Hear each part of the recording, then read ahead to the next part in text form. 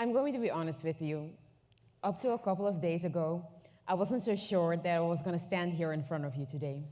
You see, I had this notion that I was going to tell you about culture and how important it was. And then I embarked on a journey that I didn't know I was going to embark on. I started reading different articles, books, and also looking at different TED Talks, and realized we already know culture is important. Talks and books about how children who engage in creative activities are more likely to be recognized for academic performance, and that you need a creative mindset to solve complex problems. And the one I liked the most was the one that said, a civilization's success is measured by the way it treats its creatives. At some point I thought, man, I don't have an idea worth sharing. And then I would go back to my local context and I would realize that perhaps I do. You see, I am the advisor of the Ministry of Culture, and I love my job, and I love the people that I work with. And for my job, I get to go to various events. I get to take on a book here, cut a ribbon there, commemorate a person that has done something remarkable in the cultural sector. And every time I would go to these events, I would think the same thing. Man, I feel like I know just not enough. Call up my mom, I would call my sister, even sometimes try Google, but it wouldn't work. The same feeling every time. I don't know enough about the subject. I have a master's degree. My parents are culturally inclined. My mom's a writer, and still I didn't know. Just when I would lose all faith in myself, I would feedback with my peers, I'm going to be 32, and I would recognize the same question marks on their faces. We don't know, Indra, but we think it's important. Allow me to digress a little bit. There's this group I call the Hungry. I get excited about the Hungry.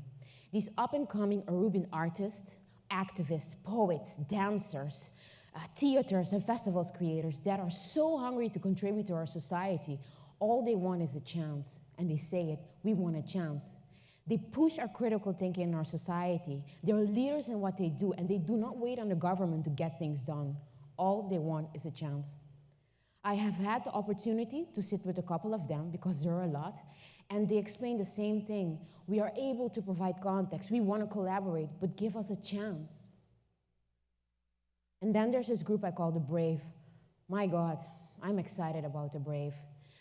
The ones that started it all, the founders of our societies. In 1993, beyond and even after, organizing international dance festivals and theater festivals, putting Aruba on the cultural map. The Brave. It's sad to say that perhaps their validation has fallen short. While reflecting on these three things, my own local context, the group I call the Hungry, and the group I call the Brave, I started to believe that there's a gap. There's a gap between knowing that culture is important and actually acting upon it. So I hope you realize now that in all these questions and all these interviews, I started to spin and swirl in these thoughts, and I had this feeling I needed to go back to the source. I needed to feel the source. So I decided to research a little bit more about our island, Aruba.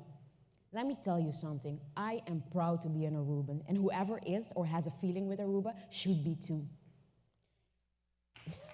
This island is remarkable. Once called by the Spanish colonizers Isla Inútil, worthless island, we have done everything on this island to survive. Phosphate, aloe, oil, even the cultivation of silkworms took place here. Everything to feed our families and to survive economically. In 1986, our passion to be autonomous within the Dutch kingdom was first satisfied. We have our own norms, our own values, our national anthem and our flag. Our national anthem. Unting nada pakibre. Noting nada pakibre. There's nothing to break it. There's nothing to break us. Right now, worldwide, we are recognized as one of the leaders in the tourism industry, receiving up to 1 million tourists a year. Our population grew 7 times its size only in 5 decades in the 1950s. We grew and we grew and we grew and we grew, and we're still growing. And then I thought, perhaps in all this growing, we forgot to ask ourselves a very important question. How do we continue to grow in a world that has become so complex? In a world that we talk about sustainable thinking and blockchains and interlinked economies and whatnot. I get confused sometimes. How do we continue to grow in a complex world? So now I'm even more plagued by all these thoughts, and I figured I need to go back to a reference point. I need to go somewhere that I feel important. I need to talk to somebody, and I went to the most important place in the world. I went to the library. And at the library, I've been there before, especially the section called Arubiana. I decided to call a person called Lourdes Cruz, Des Cruz. I've seen Des before. I've seen Des pretty much my whole life. And here I'm calling Des, and I enter into the library, and something happens to me. I start sweating like a pig. I enter the library, and I'm bouncing from one side to another side, and I'm feeling a groove, and I'm thinking, what's happening to me? Oh my God, I am in a concert hall. Oh my God, I'm gonna raise my hand. I am in the concert hall. These books, that history, Des with her cup of tea. Oh my God, Jesus, Des is Rihanna. She is my rock star.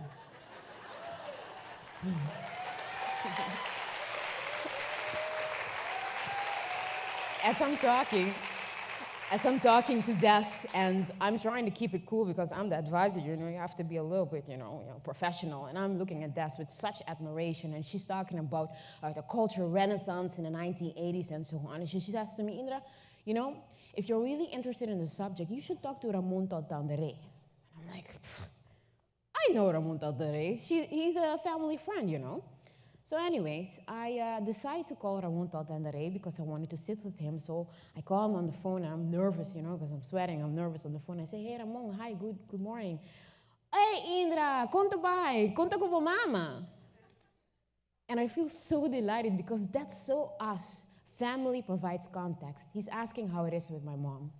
So I go to Ramon, to this coffee place. I go basically every day. And again, I enter the coffee place, and I see Ramon there, and the same thing happens. I'm sweating. I'm like, either keep it cool because people are going to think you're weird. But I'm sweating, and Ramon's there, and I'm realizing Ramon is somebody. Ramon has information. Ramon has knowledge about us. And then suddenly, I sweat again, and I'm looking at Ramon, and I'm thinking, Ramon, oh my God, you are my Drake. Ramon is a rock star.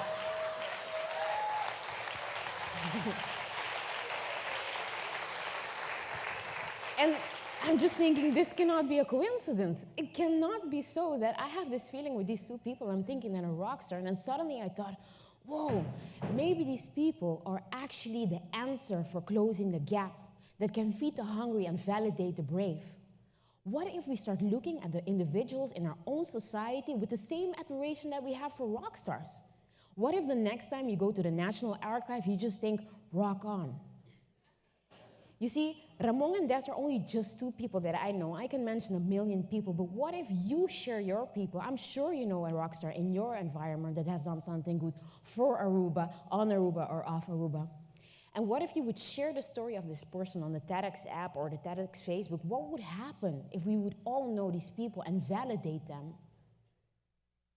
You see, I believe this. The world's complex.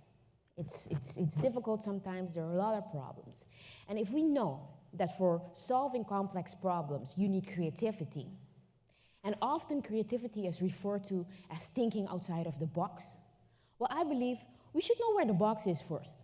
I believe that culture is the box, okay? I believe that if we put culture first, we are able to grow in a world that is complex, but we are able to grow stronger and better. That's what I believe. So, in every talk, they tell you, well, you have to share a personal experience, almost as if it's a validation that you're honest and truthful about your cause. So I want to share something with you. I want to share with you how a little piece of creativity helps solve a complex problem that I have had. I want to take you back to tracks. Tracks remind me of a period when I was 21. I was in Amsterdam, and I was completely miserable. You see, I was in a burnout period, and I had to stop my studies. I was completely paralyzed, running out of buildings and metros because I was having panic attacks. I was feeling low about myself. I wasn't in a good space. And I had to get help. So I decided one day, together with my family, of course, to go to a psychiatrist and a psychologist because basically it was that bad. And as I was feeling that I'd fallen off of the bandwagon of society, I would remember walking to the metro station, head down, because I didn't want people to see me. I was ashamed. So I remember day in, day out, walking head down, week in, week out, didn't want to raise my hat. Until one day, I don't know what happened, I bumped against the table and I encountered the set of earrings that I have received 10 years ago from my aunt. And I'm like, wow, these earrings are as loud as Christmas. And you know, I don't know what happened. I put them on. I decided to put them on because basically I had nothing to lose. So as I'm putting them on and I'm getting ready and I'm walking to the metro station, I'm just remembering I'm gonna see those tracks again. And the funny thing is, I would stand at the metro station and almost symbolically, the metro going to the university was going right, and the metro going to the psychiatrist, psychologist was going left, I was going left. But anyways, I put the earrings on and I'm walking to the metro station. I'm thinking, well, you know what, Indra, I know you don't feel good about yourself and your self-esteem is low, but these earrings need a head that deserves them. So I started raising my head a little bit. It didn't happen at once. I tried and I continued trying. But this one day, I don't know, it happened in a month or maybe two, I started standing at the metro station and I had these earrings on and my head was high and I started feeling good again. I started feeling alive. You know, I'm not saying that culture and creativity will solve all your problems and that hard work is not part of getting better, but I'm telling you this, a little bit of creativity can take you somewhere. If not, it can take you anywhere.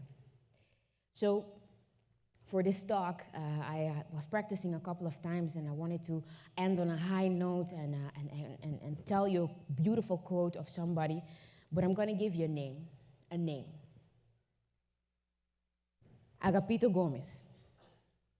Agapito Gomez not only is my rock star, but he is my rock.